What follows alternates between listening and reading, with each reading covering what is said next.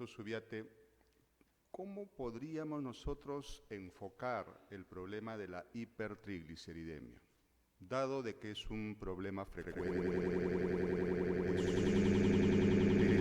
un que siempre lo solicitamos y a veces lo tratamos en forma no tan, digamos, regularmente buena, y eso lo vamos a discutir. Creo que eso es importante discutirlo. ¿Okay?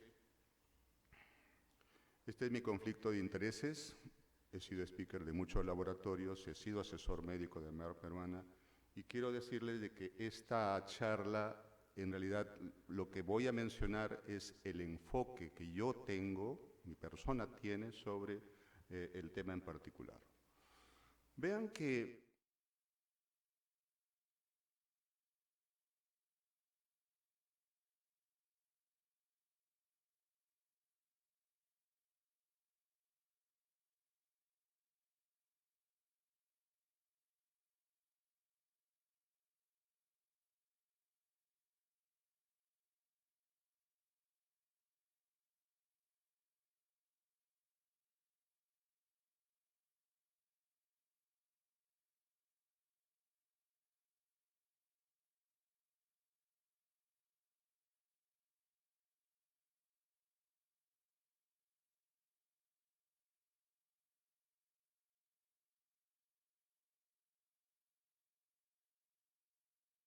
diabetes tienen habitualmente niveles de triglicéridos entre 200, 250, 300 y a veces más de 400 o 500.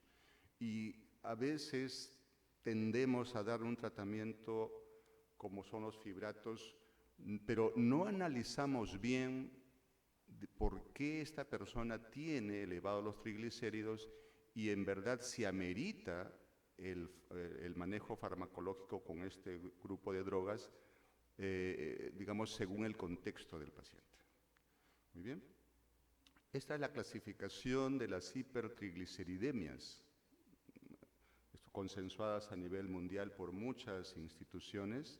Vean de que la Endocrine Society considera una hipertrigliceridemia leve, pues cuando está en 150, 200, moderada cuando está 200, 300 y severa ya lo consideran cuando los triglicéridos están por encima de 1000. En cambio, la Sociedad Europea de Cardiología considera una hipertrigliceridemia severa, pues por encima de 885. La mayoría de las instituciones pues dan este punto de corte, 885, pero si ustedes consideran como una hipertrigliceridemia severa, más de 1000, no hay problema. Lo interesante es de que es un grupo de pacientes que no son frecuentes, pero estoy seguro que de alguna u otra forma, en algún momento de su práctica clínica, ustedes han visto algunas veces pacientes con triglicéridos sumamente altos. Entonces, cuando ustedes vean un paciente con triglicéridos elevados, siempre háganse 3 preguntas. ¿Por qué? Bueno, nos ha salido así esta la diapositiva, pero la primera pregunta es, ¿por qué está alto? ¿Por qué esta persona tiene niveles altos de triglicéridos? La segunda pregunta es, estos niveles de triglicéridos altos, ¿qué problemas le va a suceder, le va a condicionar al paciente? Y la tercera pregunta es, ¿cómo lo trato? ¿Cómo lo debería tratar? Muy bien, entonces, ¿por qué está elevado? Vamos a tratar de responder a esta pregunta. Pues la gran mayoría de personas con triglicéridos elevados son de causa secundaria. Diabetes, obesidad, malos hábitos dietéticos, alcoholismo, hipotiroidismo, enfermedad renal crónica, eventos que ustedes ven con frecuencia.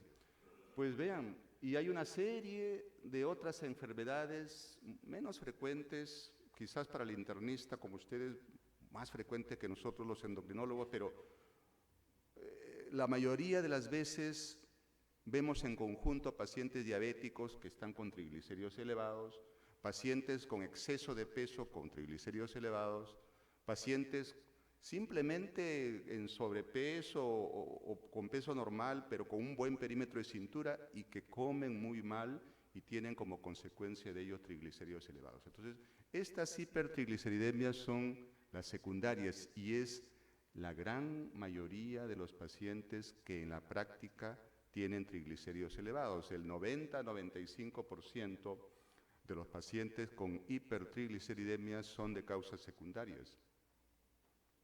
Y existen también fármacos que relativamente son usados como los anticonceptivos, estrógenos en general elevan los triglicéridos, el alcohol, y vean que los beta bloqueadores, tiacídicos, pues pueden elevar también normalmente los triglicéridos. Entonces, para evaluar y comprender cómo es que se elevan los triglicéridos, debemos también entender qué son las lipoproteínas. Recuerden que las grasas, los fosfolípidos, el colesterol, los triglicéridos, son moléculas hidrofóbicas. Entonces, no son solubles en el agua, no pueden estar solos en el agua, en el plasma. Entonces, requieren de un transportador. Y en este caso, este transportador está compuesto por una monocapa de colesterol libre más fosfolípidos, esta es la monocapa, que envuelve un core, que este core es pues la molécula de grasa, en este caso triglicéridos o ésteres de colesterol. Entonces, el colesterol, el éster de colesterol o los triglicéridos están envueltos con una monocapa de fosfolípidos y de colesterol libre que le permite entonces ahí sí deambular por el plasma o la linfa, en este caso. Y tiene varias proteínas que son llamados APO. Son las apolipoproteínas y que en realidad les dan como un sello a esta molécula. Y ustedes van a entender de que dependiendo de qué APO, si es APO48 o APO100, de dónde provienen entonces los triglicéridos. Entonces, estas lipoproteínas son las que transportan a las grasas, en este caso o colesterol o triglicéridos. Y lo que vamos a hablar en esta charla es sobre las lipoproteínas ricas en triglicéridos. Existen 7 lipoproteínas. Vean que solo una es antiaterogénica, que es el HDL colesterol. Las demás son proaterogénicas. Las que son de menor tamaño son más aterogénicas. Las que son de mayor volumen son difíciles de atravesar la membrana, el epitelio. No son aterogénicas per se, pero sí pueden condicionar, como vamos a ver más adelante, inducir fenómenos proaterogénicos. Entonces tenemos los kilomicrones con sus remanentes de kilomicrones, tenemos los VLDL que ambos transportan los triglicéridos, los remanentes de VLDL y moléculas que sobrevienen después de ellas como el IDL y el LDL y otra que es la lipoproteína A. Muy bien, entonces los triglicéridos tienen una parte catabólica y una parte anabólica. Cuando nosotros queremos evaluar cómo es la parte anabólica, cómo es la formación de triglicéridos, pues nos vamos a evaluar el ApoB48 y el ApoB100. Disculpen que sea un poquito alterado la diapositiva, pero ApoB48 viene del intestino y el ApoB100 es del hígado. Entonces, esas proteínas les dan el sello a esas lipoproteínas y me están indicando el ApoB48 que esa lipoproteína, que es rica en triglicéridos, se ha formado en el intestino. Y cuando tiene ApoB100, me está indicando que esta lipoproteína se ha formado en el hígado. Y cuando vemos la parte catabólica de los triglicéridos, tenemos que recordar siempre la lipoproteína lipasa, que es clave para el metabolismo de estas lipoproteínas ricas en triglicéridos. Y hay otra proteína que es importante, que es el ApoC3. Quisiera que lo recuerden. Muy bien. Vean que vamos a estudiar un poquito lo que pasa en el intestino. El ApoB48, como le dije, es la proteína que representa que estas lipoproteínas se han formado en el intestino. Muy bien. La persona ha ingerido alimentos ricos en grasas, las lipasas intestinales han desdoblado en ácidos grasos y glicerol, pues este monoglicerol se une a ciertas proteínas, observen, que los van a dirigir hacia el ápice de las vellosidades intestinales. Ahí se unen a una estructura, a una proteína que es el FAP, y junto con este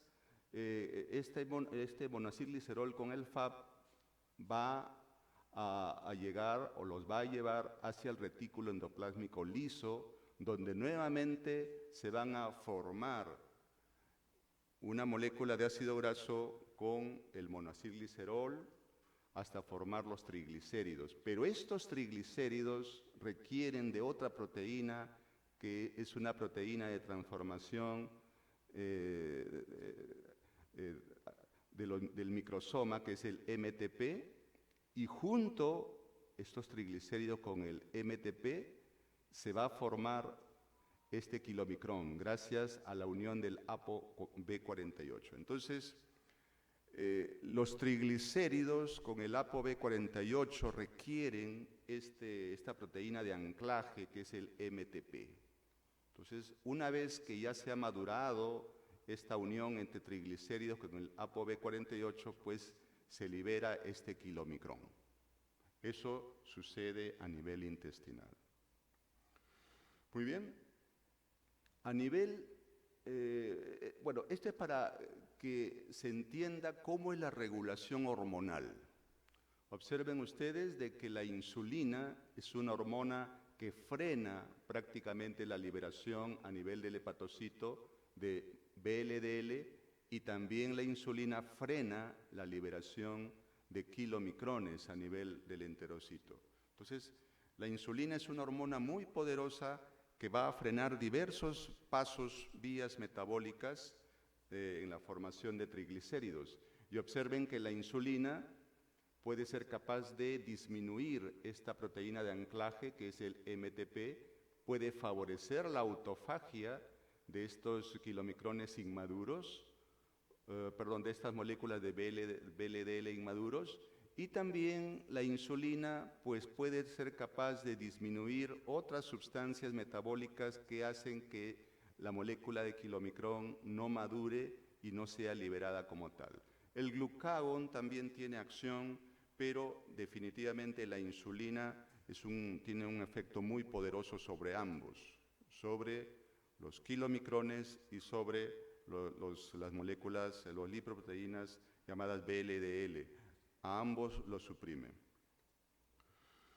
Muy bien, veamos los triglicéridos de origen hepático. Entonces, gracias a los ácidos grasos que provienen de los depósitos de grasa de nuestro organismo, pues se va a formar un pool de ácidos grasos en el hepatocito, se forman los triglicéridos y estos triglicéridos viajan bajo la forma de VLDL, que son liberados. El VLDL1 es una molécula grande y gracias a la LPL, que es la lipoproteína lipasa, se va a desdoblar, se va a hidrolizar a VLDL2. Sin embargo, es importante que ustedes sepan, cuando una persona come, se van a formar triglicéridos bajo la forma de kilomicrones. Pero también cuando la persona come, los niveles altos de glucosa, normalmente puede suceder y mayor en los diabéticos, y la liberación de insulina, que sucede producto de la alimentación y depende de qué tipo de alimentación, y eso sucede principalmente en personas con resistencia a la insulina, pueden hacer capaz de favorecer la lipogénesis de novo.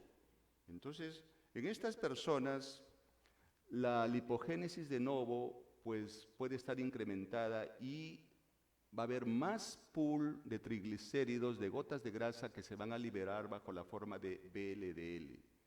Y si la persona tiene resistencia a la insulina, es una persona obesa, con acantosis nigricans, hipertensa, con triglicéridos altos en sangre, etcétera, con hígado graso, etcétera, esta resistencia a la insulina, disculpen que ha salido así la letra, esta resistencia a la insulina va a favorecer también la lipogénesis de novo, dado que la hiperinsulinemia, como consecuencia de la resistencia a la insulina, favorece la expresión de diversos genes que van a dirigir, va a aumentar la lipogénesis de novo. De tal manera que todos estos fenómenos hacen que las moléculas de estas lipoproteínas ricas en triglicéridos, como el VLDL, se secreten en la circulación. Pero vean que cuando el VLDL está elevado, no hay mucha elevación del VLDL2. ¿Y por qué razón? Porque la persona que come mucha grasa, por ejemplo, va a formar muchos kilomicrones. Y la lipoproteína lipasa, entonces se ve una disyuntiva. Es una enzima saturable, por cierto, pero va a tener que escoger qué voy a hidrolizar primero, los kilomicrones o los VLDL. Ambos están formando. Entonces, la lipoproteína lipasa tiene preferencia en hidrolizar los kilomicrones. De tal manera que la persona va a tener mayor expresión en su sangre de estas lipoproteínas ricas en triglicéridos, que son los VLDL. Entonces nosotros a veces, por eso le decimos al paciente, coma menos harina, coma menos carbohidratos en general. ¿Por qué? Porque pensamos solamente en esta vía metabólica, pero nos olvidamos de los kilomicrones. Mientras más kilomicrones haya, la lipoproteína lipasa va a estar, entre comillas, distraída, hidrolizándola, y va a haber más perpetuación de estas moléculas de VLDL. Muy bien, con esta gráfica se va a entender mejor. La persona ha ingerido una dieta rica en grasa y pues en el intestino esta grasa se va a metabolizar en monoacilglicerol, luego este monoacilglicerol por enzimas pasa a diacilglicerol y se forman triglicéridos. Y así se liberan bajo la forma de kilomicrones en la linfa. Pero si la persona también ingiere alto consumo de carbohidratos, estos carbohidratos van a formar glucosa, también la glucosa va a metabolizarse a triglicéridos, se va a convertir a triglicéridos. Entonces, los carbohidratos que rápidamente se convierten a glucosa también van a formar triglicéridos. La pregunta es, ¿quién aporta más triglicéridos? ¿Una dieta rica en grasa o una dieta rica en carbohidratos? Estamos hablando de fuente exógena, alimentos. Y vean que quien aporta más moléculas de triglicéridos, en este caso lipoproteínas ricas en triglicéridos como kilomicrones a nivel intestinal, es las grasas. 70% del total de kilomicrones que provienen de los alimentos es producto de una dieta rica en grasas. Y el azúcar, las harinas refinadas proporcionan 30% del aporte de kilomicrones. Entonces, lipoproteínas ricas en triglicéridos de fuente exógena. Muy bien, entonces la lipoproteína lipasa va a estar entonces distraída, entre comillas, hidrolizando estas moléculas de kilomicrones, mientras que va a dejar a las moléculas de VLDL, a las lipoproteínas ricas en triglicéridos de VLDL, y por eso nosotros siempre decimos a la persona coma menos azúcar, menos carbohidratos, cuando en realidad debe ser un global, porque la persona al reducir sus carbohidratos, ¿qué va a incrementar? Proteínas o grasas. Entonces, en global tiene que ser, debe haber reducción de ambos y fomentar los vegetales. Eso lo podemos comentar después. Muy bien. Esta enzima clave, la lipoproteína lipasa, es una enzima que se produce, se sintetiza en las células mesenquimales, células musculares, células del endotelio, y requiere una proteína que es el HSPG, que lo expresa hacia prácticamente la parte superficial de la célula, pero hay otra proteína que es sumamente importante, que es la GPI-HBP1, que le lleva a esta lipoproteína lipasa hacia el lumen, prácticamente hacia la parte interna de la célula endotelial del vaso sanguíneo. Entonces, es sumamente importante la presencia del GPI-HBP1, porque va a hacer que se presente esta LPL en las células del endotelio vascular, y dentro del endotelio vascular, pues esta LPL va a hidrolizar a los triglicéridos, sean kilomicrones o sean como VLDL, y los va a metabolizar hasta llegar a glicerol y ácidos grasos libres. Y estos ácidos grasos libres pues van hacia los órganos que lo necesitan, el músculo, tejido adiposo, etc. Muy bien, juntemos esas dos vías. El intestino, fuente exógena, alimentos; el hígado, fuente endógena de triglicéridos. Muy bien, ambos requieren esta proteína, el MTP. Es importante, el MTP está en ambos. Y entonces la lipoproteína lipasa va a hidrolizar tanto los kilomicrones como los VLDL, pero recordando de que prefiere hidrolizar a los kilomicrones, manteniendo aumentado el tiempo de vida del VLDL. También existen otras proteínas, otros substratos que son importantes para la hidrolización, el metabolismo de los kilomicrones, como el ApoC3, el ApoA1, el ApoE, y para el metabolismo del VLDL, el ApoE, el C3 mismo, que es importante. Y como ven, el sello de los kilomicrones es el ApoB48. ¿Por qué B48? Porque es el 48% del peso del ApoB100, para diferenciarlo.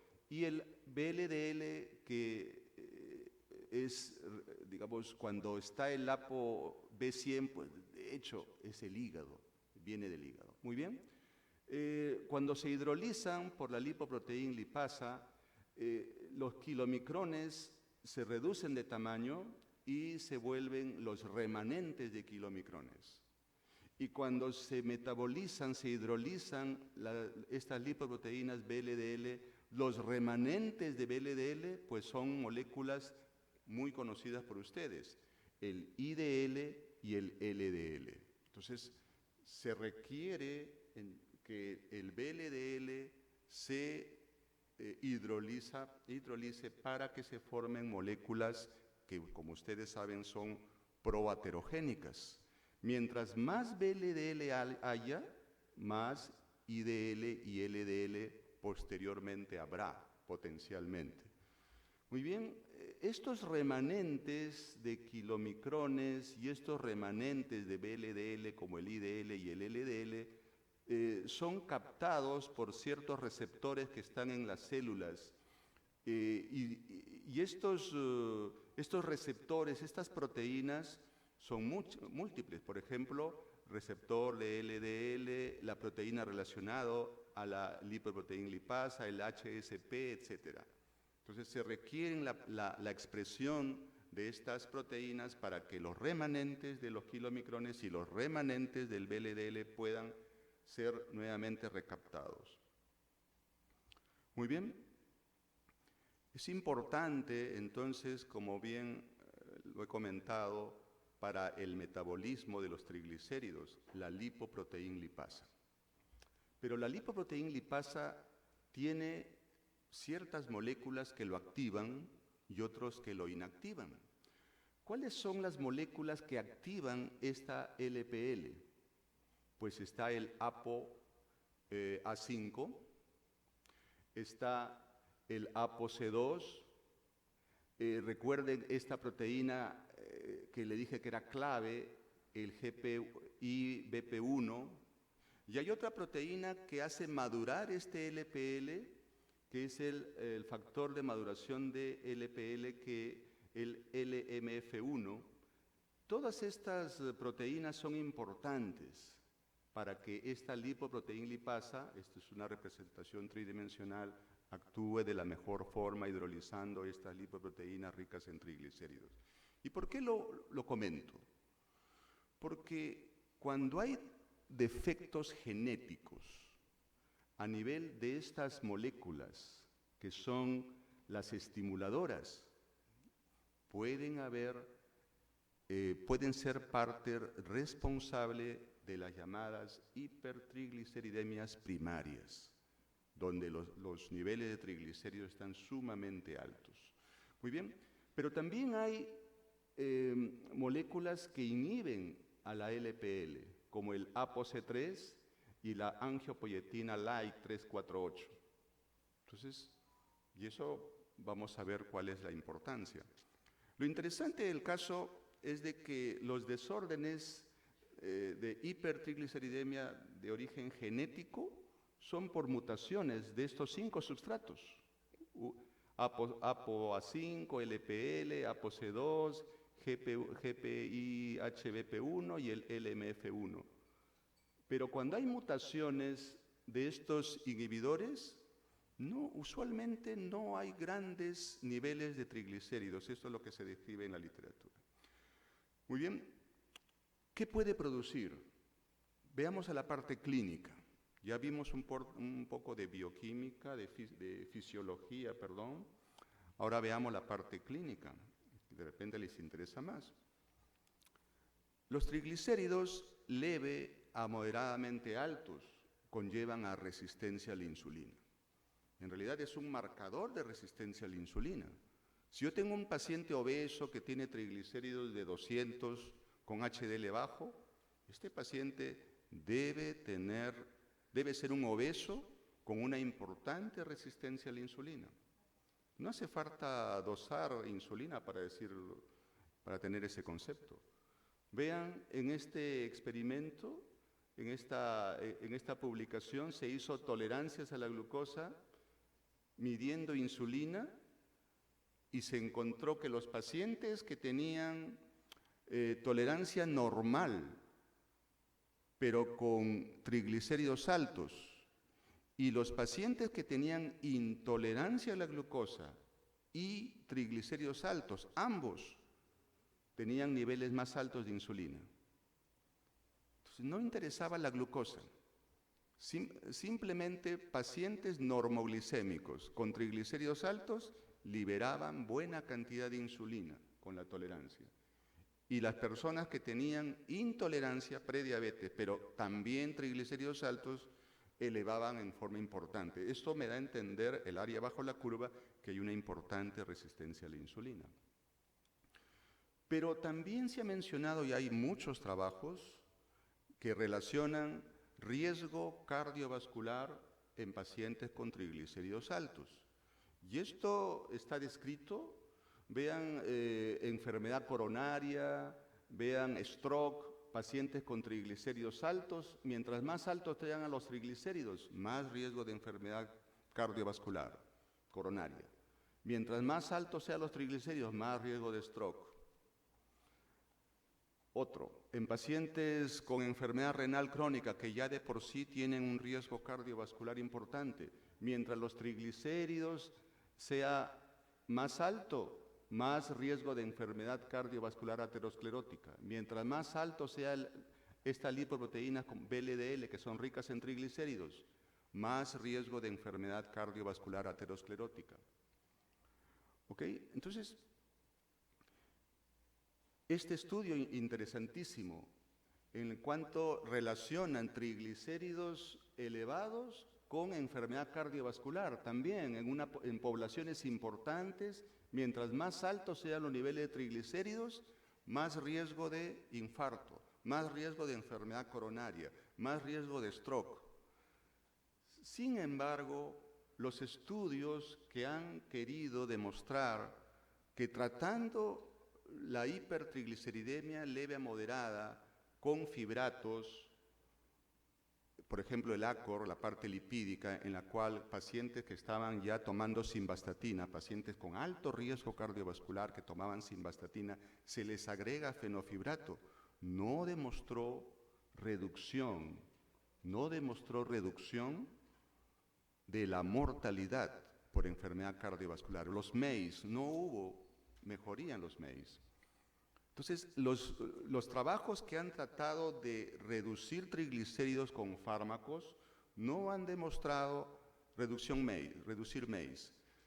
Entonces, existiría una gran asociación entre triglicéridos altos con aumento de morbimortalidad cardiovascular, y quizás esta gran asociación sea como una especie de marcador importante, indicador clínico, que me está indicando que esta persona tiene riesgo de enfermedad cardiovascular, pero no necesariamente si yo doy un fármaco que baje los triglicéridos, me va a disminuir, me va a mejorar ese riesgo.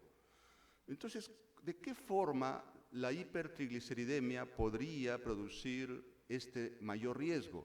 Observen este estudio interesante, esta gráfica, perdón. Los kilomicrones, que son moléculas muy grandes, son incapaces por su tamaño, por su peso molecular, de pasar a la capa subíntima de los vasos sanguíneos, pero sí pueden ser hidrolizados en los vasos sanguíneos por la LPL hacia los remanentes. Los remanentes sí pueden ser capaces de pasar a la capa subíntima, y peor el IDL o el LDL cuando hablamos de VLDL. Los remanentes de VLDL como el IDL y el LDL sí pueden pasar la capa subíntima, y de tal manera que estas moléculas, estos remanentes de kilomicrones, al ser nuevamente hidrolizados por la LPL y liberar ácidos grasos, estos ácidos grasos pueden promover fenómenos inflamatorios, pueden aumentar los fenómenos inflamatorios que suceden en esa placa aterosclerótica e incrementar, por lo tanto, la inflamación de esta placa aterosclerótica. Entonces, lo que pueden provocar los remanentes de triglicéridos es mayor inflamación de la placa aterosclerótica, pero no por los triglicéridos per se, sino por sus metabolitos, por sus remanentes. De tal manera que siempre hay estudios como, por ejemplo, mortalidad aumentada en pacientes con triglicéridos altos, morbimortalidad incrementada, vean, por enfermedad cardiovascular aterosclerótica. Y de hecho, este es el control, personas con triglicéridos por debajo de 150, vean, eventos cardiovasculares ateroscleróticos y mortalidad global. Se incrementa ambos cuando los triglicéridos están entre 150 y 500. Entonces, el tener hipertrigliceridemia leve a moderada sí se asocia a un incremento de morbimortalidad, global inclusive. Y cuando los triglicéridos están por encima de 500, persiste cierto incremento, pero no tanto el problema de la mortalidad por enfermedad cardiovascular, y eso lo podemos comentar después. Cuando los triglicéridos están por encima de 500, de 885 o de 1000, quizás el umbral sea 500 hacia arriba, ya el riesgo es de pancreatitis. Por ejemplo, en este caso es un paciente diabético descompensado.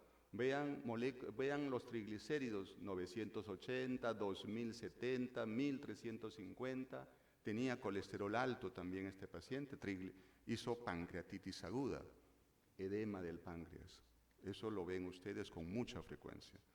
Entonces, siempre que vean un cuadro de pancreatitis aguda, en el contexto de un paciente obeso, con resistencia clínica de resistencia a la insulina, acantosis, buen perímetro de cintura, esteatosis hepática no alcohólica, hipertensión. De repente es por hipertrigliceridemia severa. De repente tiene triglicéridos más de 1000. No se olviden de evaluar esa posibilidad. Muy bien, entonces estamos en un contexto en el cual la persona puede tener triglicéridos leve, moderada y severamente alta de triglicéridos. La resistencia a la insulina se va aumentando, vean, a medida que los triglicéridos se elevan. Sin embargo, cuando ya está en niveles severos, sigue siendo alto pero cae. Ya no es el problema ahí la resistencia a la insulina. Los triglicéridos altos en un paciente con resistencia a la insulina usualmente es leve a moderada. En estos pacientes que tienen triglicéridos muy severos, la pancreatitis aguda es el principal problema. Y eso ustedes lo manejan y lo ven con mucha propiedad. ¿Cómo lo trato? Entonces, es la tercera pregunta que vamos a tratar de responder. ¿Ok? Tengo todavía tiempo, doctor, ¿no? Okay. Muy bien, lo primero que tienen que cambiar es su modus vivendi. Esta persona, si es gordita, si tiene estigmas clínicos de resistencia a la insulina, evidentemente tienen que modificar sus hábitos alimenticios, disminuir harinas y disminuir grasa. A veces decimos solo disminuyan harina y las grasas, el paciente dice, bueno, el médico me ha dicho que coma grasa, proteína, bueno, yo me como mi chancho, la comida fast food, y esta grasa va a fomentar kilomicrones en exceso. La LPL va a hidrolizar los kilomicrones y se va a olvidar del VLDL, y el VLDL va a producir resistencia a la insulina. Como ven, entonces, el restringir alimentos consiste en reducir calorías en global y mejorar el consumo de fibra. Segundo, alcohol. Evidentemente el alcohol eleva los triglicéridos. Tercero, ver si esta persona está tomando fármacos que potencialmente eleven los triglicéridos. ¿Está tomando anticonceptivos esta mujer? ¿O estrógenos? ¿O toma diuréticos, tiazídicos, beta-block? Etcétera. Vegetales es importante y por supuesto la actividad física, cambios en el estilo de vida. Muy bien, los fibratos. Entonces, vemos en la consulta pacientes con 250, 200, tómense un fibrato. Es como un reflejo tenemos, nos incluimos, todos los clínicos. Paciente obeso, todo normal, pero triglicéridos 250. Bueno, tome su fibrato. y no recordamos de que estos triglicéridos que están leve a moderadamente altos, tranquilamente se puede solucionar si la persona mejora su modus vivendi y baja de peso. Sin embargo, tenemos que hacer otra cosa en este paciente que tiene triglicéridos de 250, por ejemplo. Tenemos que valorar su riesgo cardiovascular, estratificar su riesgo cardiovascular. De repente es un paciente obeso, muy bien, cuyo padre murió a los 50 años por un infarto. De repente este paciente ya es hipertenso y es prediabético y de remate fuma. Entonces, ¿le voy a dar un fibrato? Yo tengo que reducir su riesgo cardiovascular. Este paciente, más que un fibrato, requeriría una estatina. ¿Y por qué? Porque la estatina también puede ser capaz de reducir los niveles de triglicéridos. Vean que si bien es cierto, los fibratos son relativamente importantes para reducir triglicéridos, pero no ha demostrado hasta el momento reducir mortalidad en pacientes con alto riesgo cardiovascular. En cambio, las estatinas bajan colesterol, pero también pueden bajar los triglicéridos. Recordemos esa parte. Muy bien, hay algo de controversia, lo podemos discutir. Muy bien, estas son las recomendaciones actuales. Si tenemos un paciente que tiene triglicéridos leve a moderadamente alto, entonces evaluar riesgo cardiovascular. No hagamos ese acto reflejo, triglicéridos 200, fibrato, riesgo cardiovascular.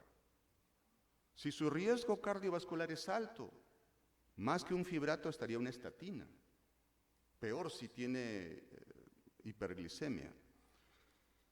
Si el paciente tiene severa hipertrigliceridemia, ya es otro cantar. Este paciente tiene riesgo de pancreatitis. Entonces, si yo valoro en este paciente y pienso que este paciente, lo valoro y digo, este paciente tiene un riesgo de pancreatitis porque su triglicérido está en 1000, está en 800, 1500, tengo que darle un fibrato. Y si el paciente ya está tomando una estatina y su riesgo cardiovascular es alto, muy alto quizás, y sus triglicéridos están elevados, ahí sí estaría indicada recién la combinación.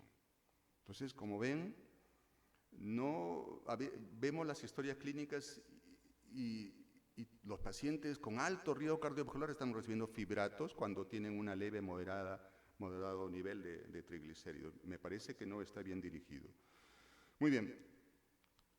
En este paciente que tiene un alto riesgo cardiovascular y está con estatinas, podríamos dar también EPA, un omega 3. El EPA en realidad se incorpora a la estructura tridimensional de la capa lipídica de las células y desplaza al ácido araquidónico y tiene, por lo tanto, propiedades antioxidantes, antiinflamatorias. Entonces, por esas razones, a pesar de que en el estudio REDUCE-IT, que demostró reducción de algo duro que es mortalidad, o reducir MACE, muerte por enfermedad cardiovascular, infarto no fatal, ACV no fatal, a pesar de que los niveles de triglicéridos en el estudio REDUCE-IT, vean, no redujo tanto, 17% solo se redujo con el EPA, con el ácido eicosapentenoico. Entonces, pero sí redujo eventos, redujo MACE en estos pacientes con alto riesgo cardiovascular. Entonces, no es el efecto por reducción de triglicéridos, sino por los efectos que le he comentado. Entonces, el problema es que fueron 4 gramos de EPA, fueron EPA purificados. No fueron los omega 3 el DHA no, fue solo EPA. Muy bien. Muy bien, ya terminando, veamos qué hacemos con los pacientes con hipertrigliceridemia primaria. Y aquí hay dos que son muy importantes y yo estoy seguro que ustedes en algún momento los han visto. Pacientes con triglicéridos más de 1000.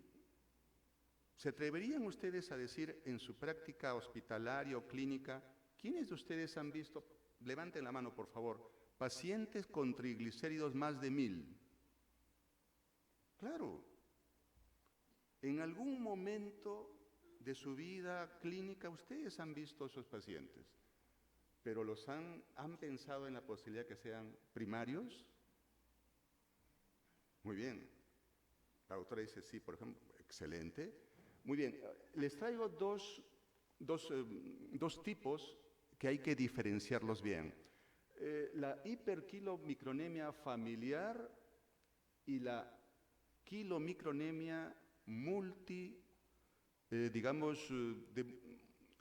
multiformas, multifactorial, o sea, múltiples causas, multicausal.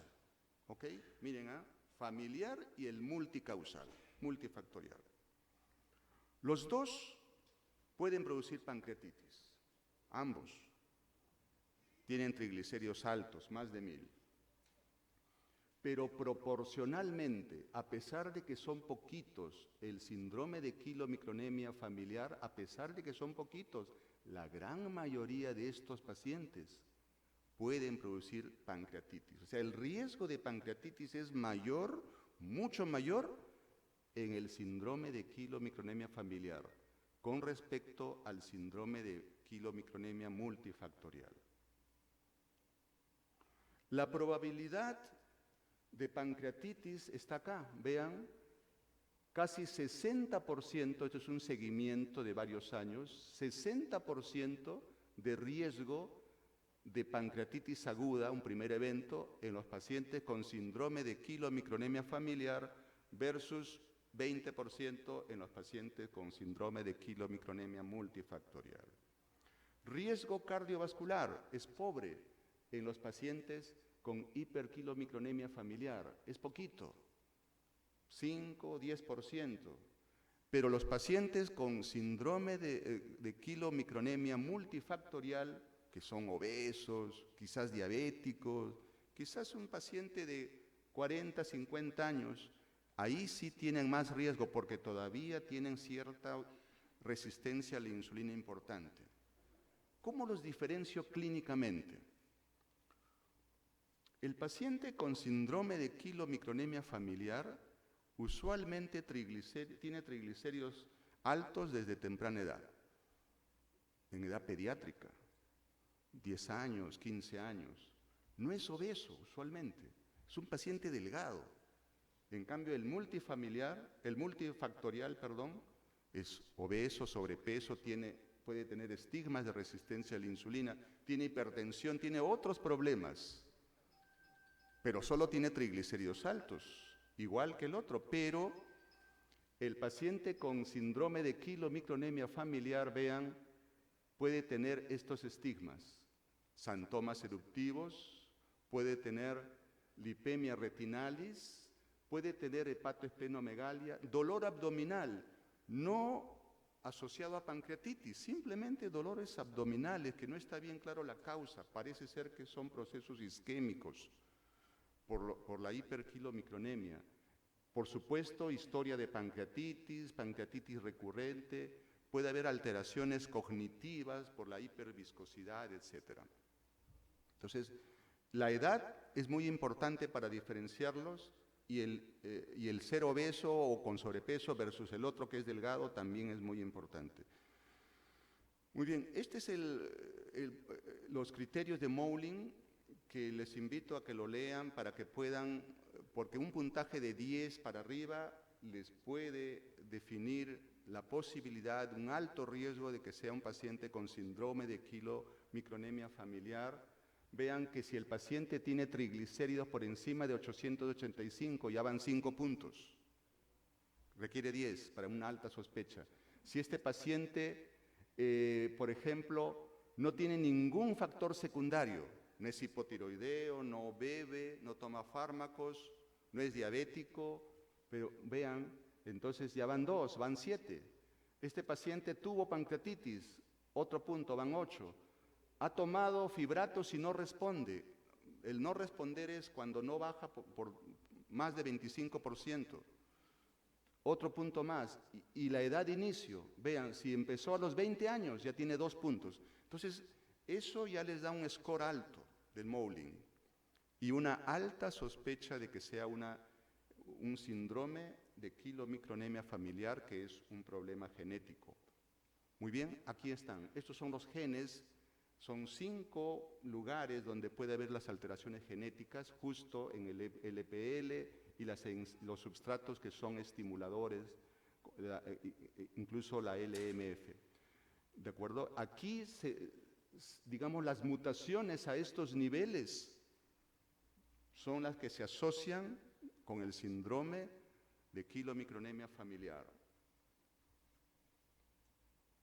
Y para ir terminando, lo prometo, hay nuevas terapias para estos pacientes que eran huérfanos pues, de tratamiento. Se les daba fibratos, no respondían. Una dieta de hambre era la única esperanza, hasta caquetizarlos. Ahora está, digamos, hay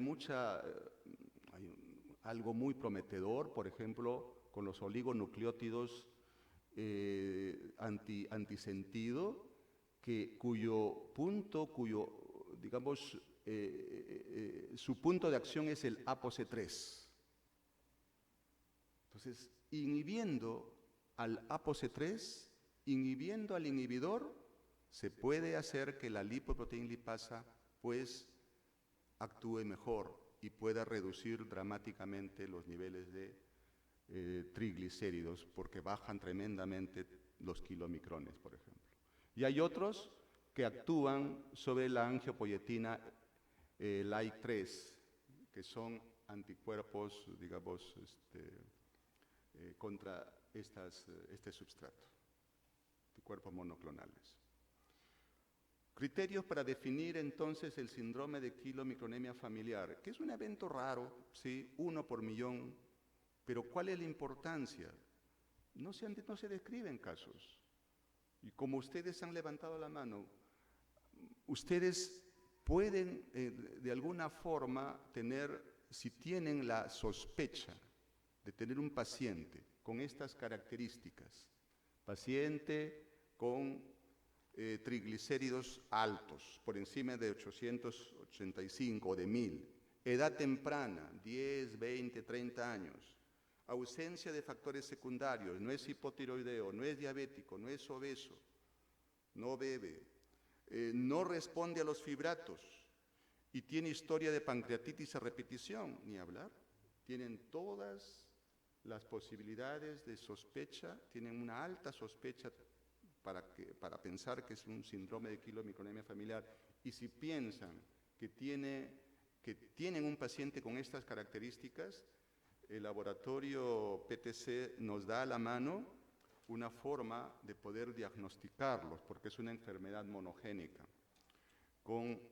Esto es gratis, por si acaso. Si quieren, tómenle foto aquí al score para que puedan hacer el diagnóstico definitivo y con ello la posibilidad de un tratamiento pues, moderno, específico. Muy bien, conclusiones.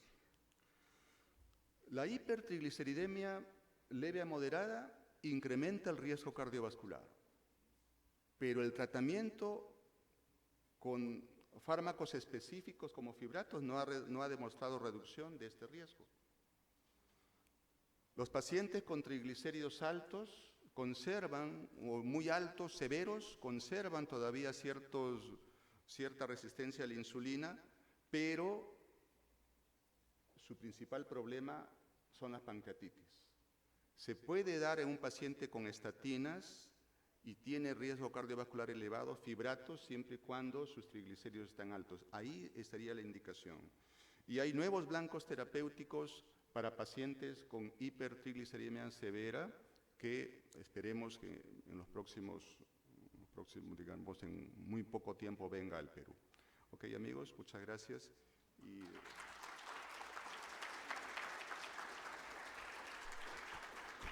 Si hubiera alguna pregunta, con todo gusto. Sí, gracias, Jesús. Tenemos 3 minutos para preguntas. ¿Alguien quiere hacer algún comentario? Acá tenemos una pregunta a mi izquierda. Adelante. Muy buena presentación, Jesús. Muchas gracias. Es un tema bastante interesante y relativamente frecuente, ¿no? Sí. Doctor, muy buenos días.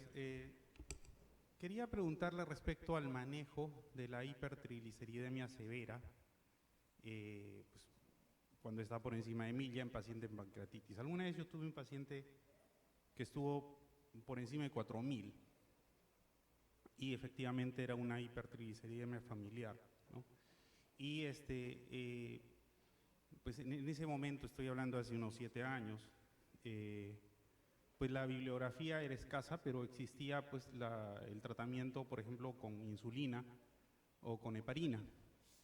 En ese momento utilicé la insulina para controlar, realmente bajó rápido, ¿no? Por el efecto que tiene sobre la lipoproteína lipasa, pero no encontré mucha información acerca del uso de la heparina, que también tiene ese efecto, aunque menos que la insulina. Entonces, quería saber cuál era su experiencia manejando este tipo de casos y en todo caso, ¿cuál aconsejaría si es que utilizamos insulina o lo combinamos con heparina? Quisiera algún comentario al respecto.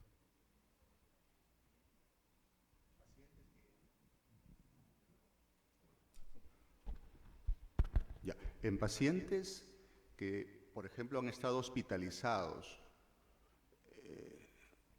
y que tienen pancreatitis aguda y se le encuentra triglicéridos sumamente altos, pues una forma dramática de reducir esos triglicéridos, porque es probable que sea la causa de la pancreatitis aguda, es darle insulina, indudablemente.